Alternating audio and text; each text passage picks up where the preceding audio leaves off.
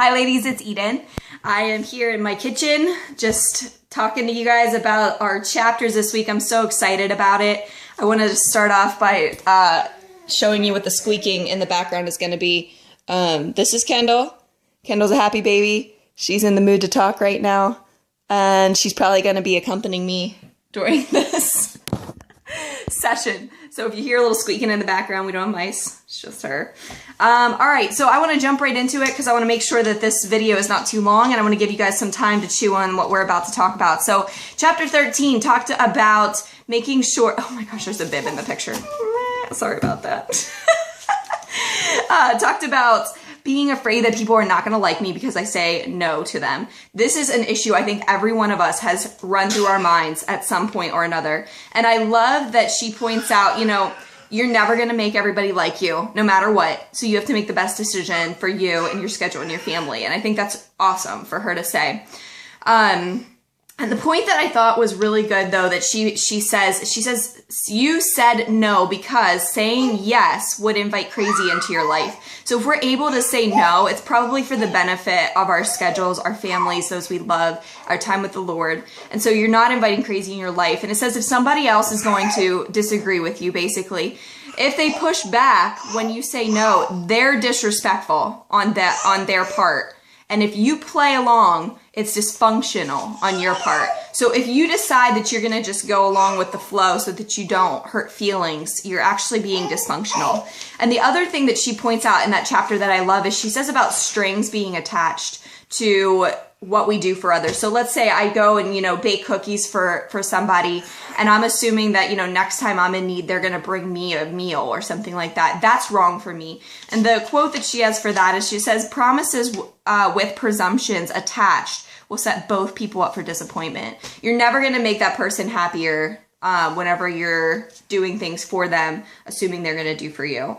The next chapter was chapter 14, and that was talking about looking for those best yeses and being present in the moment. I think that the best quote in this whole chapter was the one, I believe it was from Louis Giglio. It's on page 171. He says, when I tell someone no, I visualize my family and see myself saying yes to them.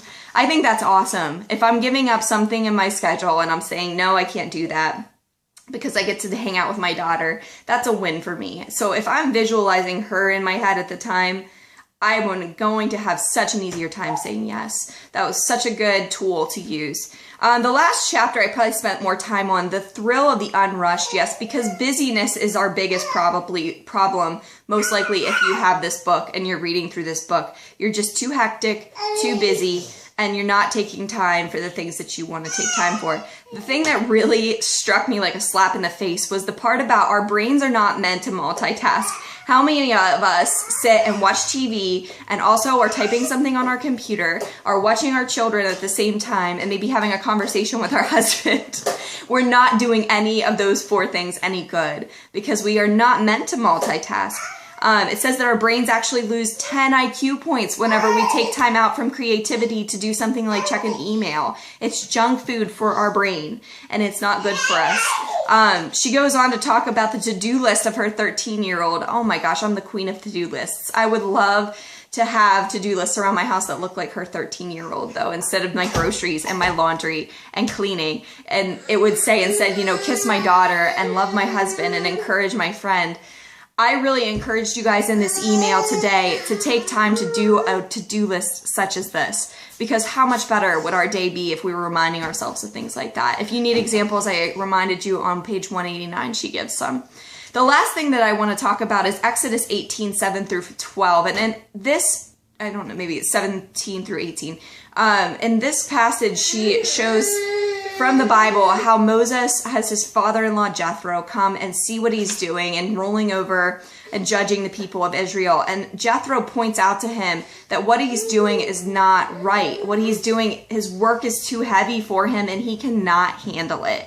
He's trying to do everything on his own. And instead, Jethro encourages him to go a different direction. So I love that it says, Moses' father-in-law replied, what are you doing here is not good. You and these people who come to you will only wear yourselves out. The work is too heavy for you and you cannot handle it. Listen to me now and I will give you some advice. May God be with you. You must be the people's representative before God and bring their disputes to him.